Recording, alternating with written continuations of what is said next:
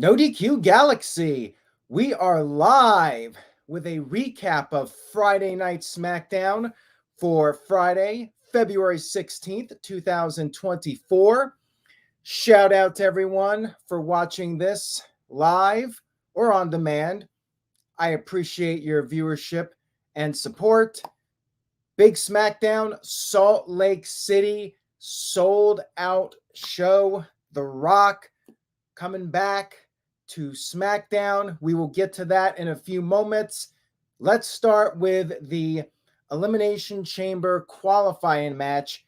Kevin Owens versus Tom and Nick Mysterio. Dominik Mysterio. We had several qualifying matches on this show, by the way.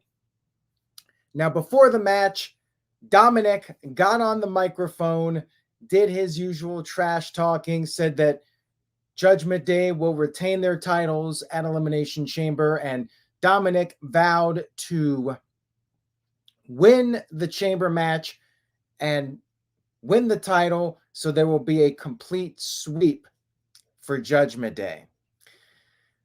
Decent match here, pretty standard. Dominic did get in some offense, but he gloated, and that allowed Owens to take advantage. And then R-Truth showed up. Owens was distracted. Dominic got in some offense. He threw Owens into the steel steps. And then after the commercial break, Owens made a comeback. Owens came off the top with a frog splash, but Dominic kicked out. Dominic was able to regain control. Then Owens busted out the Three Amigos. Dominic hit a DDT. Then Owens came off the top with a swanton. Dominic kicked out. Dominic hit a 619. Owens kicked out. And at this point, Dominic was feeling a bit desperate. So Dominic went over to R-Truth and asked for a steel chair. Now, R-Truth said he's not in Judgment Day. So Dominic tried to say, well, yeah, you can be in Judgment Day. So Truth went over, got the chair, and sat down in the chair. Dominic was frustrated, and then Owens took advantage, picked up the win with the pop-up powerbomb. Like I said, it was a standard match, and I did notice during this match that they were talking to each other several times. It was noticeable. You could hear Owens. They're calling stuff in the ring. Probably going to end up on Botchamania. Like it was very noticeable in this match, but it was solid. We had Drew McIntyre interviewed backstage, and he said that he needs to win the Elimination Chamber for Monday Night Raw, and LA Knight interrupted him. McIntyre warned LA Knight that the fans will turn on him, just like they did with McIntyre, and Knight responded by pointing out the CM Punk tombstone t-shirt that McIntyre wears and said that DM Hunk, which is Drew McIntyre's new nickname, that can be added to the shirt once LA Knight gets through him. Referees came in, things got heated with these guys, and we did have a match set up for next week's show. One-on-one, Drew McIntyre versus LA Knight. Yeah. Now, the second SmackDown is going on as I'm doing this live stream. WWE taping the February 23rd SmackDown tonight because the crew will be in Perth, Australia. Check out the spoilers over at NoDQ.com. We had a backstage segment with Roman Reigns and Jimmy Uso. Reigns said that they are going to fix everything that Jay messed up. By the way, at the beginning of the show, The Rock was shown arriving, and this must have been done on purpose. The Rock did a really bad parking job, or was it just a jackass parking job where, you know, that car that always takes up two spaces and parks kind of sideways? Yeah, The Rock did that, and I think he was just doing that to be a prick. We had a backstage interview with Pete Dunne and Tyler Bate. They said things are going great, and Tyler Bate pitched a new name for the team, the New Catch Republic. That is an interesting name, I will say. And then Dominic interrupted and said that they cannot beat any two members of Judgment Day. So Tyler Bate proposed, how about a match with them against Dominic and R-Truth? Dominic did not find this amusing whatsoever, but they did announce later that next week, again, this is part of the taped Smackdown, it will be Tyler Bate and Pete Dunne against Dominic and JD McDonough. Caleb Jacobs, shout out to Caleb, who sent in a $5.54 super chat. I appreciate it. Said, we live in a world where Triple H is the good guy and The Rock is the bad guy. Awesome Truth is winning the tag team titles pretty soon. Maybe WrestleMania. We'll see. I don't think it's going to be Tyler Bate and Pete Dunne winning the titles, so you never know. Maybe R-Truth will finally get it together, be serious, and him and Miz will pull off one of the biggest victories in WWE tag team history. Time will tell. Moving on here, we had another Elimination Chamber qualifying match. We had Zelina Vega versus Tiffany Stratton. I mean, come on now. Tiffany is new. She's getting pushed right now. And you know she's going to bust out a crazy move, maybe the prettiest moonsault ever off the pod. I'm calling it now. So this was a predictable tournament match, especially when Tiffany Stratton was originally going to face Shotzi. Shotzi unfortunately got injured. So it was really obvious how this was playing out. And of course you had Legado del Fantasma at ringside. LWO came out there to try and even the odds. But then, of course, Zelina is fighting Tiffany right over by the barricade. And then you had Elektra Lopez trash talking.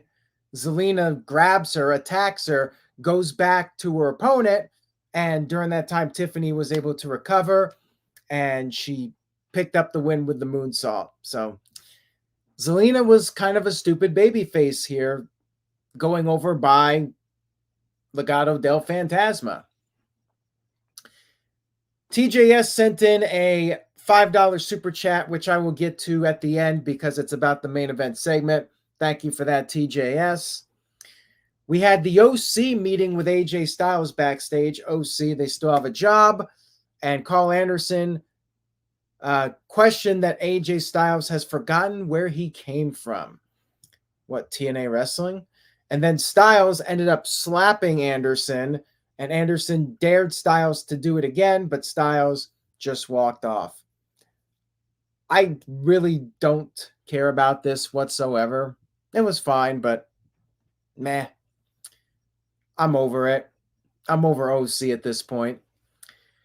We had a Damage Control promo, and they warned Dakota Kai to sleep with one eye open. What are they quoting Metallica? They said they're coming for Dakota Kai. And then in a backstage follow-up segment, you had Bayley being approached by Dakota, and Dakota was looking for some help, but Bayley is still not sure if she can trust Dakota Kai. We had AOPP in a squash match with Karrion Kross. Not much to say about this. It was just a basic squash match to reestablish AOP. And we did get a match announced for next week. Again, spoilers on NoDQ.com. Show is being taped as we speak, as I'm doing this live stream. It will be AOPP versus the Street Profits. And I'm guessing we're going to get the big tag match with everybody at WrestleMania. That's my gut feeling here. We had Logan Paul interviewed, the United States champion, hyping up his first live television match. He said he's going to knock out The Miz. We then had the match, Miz versus Logan Paul. Good match here. Not at the level of Logan's pay-per-view matches, but it was a good TV match. Logan was taunting the Miz, flicking his finger in Miz's face. Miz got fired up. And by the way, as this match was going on, Jade Cargill and Braun Breaker were hanging out in the skybox with general manager Nick Aldis. Miz and Logan Paul was a back and forth match. Miz got in a lot of moves, the it kicks, targeted the knee of Logan Paul, got on the figure four, but Logan was able to get to the rope. And then Logan escaped to the outside, grabbed the brass knucks from his friend. Miz took them away, and Miz was considering using the brass knucks, but he decided to get rid of them so he would not be disqualified. However, Logan managed to take advantage, and then Logan did what he said he was going to do. He knocked out the Miz and got the 1-2-3 victory. We had a little backstage segment where Tiffany Stratton confronted Liv Morgan and Bianca Belair, and Jade Cargill was pissed off that her moment was being interrupted here.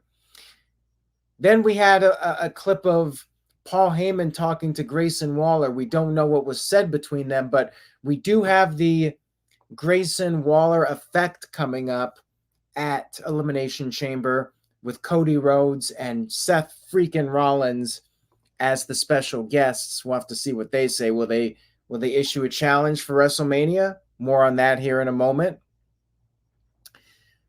We had Naomi versus Alba Fyre. So, chat room, I got to know your opinion on this one. Naomi has a brand new theme song. For the actual theme and entrance, I did like it, and I think she needed a change, having something different from her last run. I still want to see her join the Bloodline, though, and this makes me think they're doubling down on Naomi just doing the Feel the Glow gimmick. I really want to see her join the Bloodline. So I'm a little sad because I did like the entrance and the music, but at the same time, it just makes me think they have no plans on her joining the Bloodline. Otherwise, they would not invest all the effort into creating a new theme song and entrance for her. Anyways, it was Naomi going up against Alba Fyre, which, I mean, again, because they changed the matches, you knew who was going to win this one. I mean, Alba Fyre against Naomi. Naomi just came back. So it's kind of filler. I thought it was okay. And, you had Isla Dawn out there. She was interfering multiple times, taking cheap shots. Naomi eventually got rid of her and finished off Alba Fyre with a submission. No real surprise here whatsoever. Match was okay. By the way, I got a little surprise for everybody. You all been waiting for something, and I got to let you know what's up. I have an update. So make sure you guys stay tuned to the very end of this video for the little surprise. Maybe you guys in the chat room can guess what that surprise is. All right. So next up, we have the Braun Breaker. I'm just shaking my head at the chat room right now. Not even going to acknowledge it. Braun Breaker contract signing. Braun Breaker is officially part of Friday Night Smackdown, even though he is one half of the NXT Tag Team Champions. I assume he'll finish up in NXT with Baron Corbin. They've had Dragon Lee continuing to make appearances on NXT. But yeah, Braun Breaker officially part of SmackDown, which is cool. I mean, maybe we'll get Braun Breaker. Actually, now that I think about it, I'm not happy about this. I mean, Roman Reigns versus Braun Breaker is good, but I mean, I guess this means no Braun Breaker versus Walter or not Walter, Gunther at WrestleMania, which I thought they were going to book based off of the Royal Rumble. So maybe Braun Breaker beats Logan Paul. I'm not really sure what they're going to do with Braun Breaker for WrestleMania, but yeah, I'm kind of bummed. I was thinking that they would put him in there with Gunther and make Braun Breaker a massive star right off the bat. But being on SmackDown, he could potentially have a match with Roman Reigns at some point. Like they teased something with Braun Breaker and Paul Heyman not too long ago. TJS, I will get to your super chat when the time is right. We had our final segment of the evening. Roman Reigns. He came to the ring with the bloodline. He called the people of Utah idiots, and he said that everything that the bloodline says has meaning and purpose. Crowd chanted Cody, and Reigns said that Cody ruined everything. But they're there to fix it. And for the first time, Roman Reigns announced that The Rock is a member of the bloodline. And at this point, The Rock came out. I'm a little bummed that The Rock did not come out there with his old Hollywood music. He came out there with the babyface music. I was a little disappointed in that, but I like the vest he came out there. It was very reminiscent of vintage Rock from that era of his career, 2000, 2001-ish. He came into the ring and he cut a heel promo. If there's any doubt, you watch this promo, there's no more doubt. The Rock said that WWE broke the indoor attendance record in Salt Lake City, but also they broke the record for the largest gathering of trailer park trash that The Rock has ever seen. And he did finally, The Rock has come back with the heel twist. And he got chants. People were chanting Rocky, which is funny. They boo The Rock. They get pissed on social media, but then they cheer for him. And he said that this side of him has always been around. And he yelled at a fan. He called the fan a fatty. Said he was going to slap the herpes off of the fan if he didn't shut his lips. He said that they had it. The fans had the biggest main event match in WrestleMania history, and they let it go. Rock said they flushed it down the toilet, and while they were sitting on the toilet, they were tweeting, "We want Cody." And The Rock questioned, what is Cody's story? Because Roman Reigns already beat Cody's ass last year. Rock said you have to apply the logic here to sports, such as the San Francisco 49ers losing the Super Bowl. He said that they took the loss like men, they're moving on, and he says the fans don't understand that because they're spoiled, entitled, crybaby bitches. And The Rock said he will do everything in his power to make sure Cody leaves WrestleMania a loser. He said that Cody's story is ending, but the Bloodlines is just beginning. If you smell what the Bloodline is cooking. So I did enjoy the promo. I thought Rock did a great job. It was a nice throwback to classic Rock. It was a little cheesy.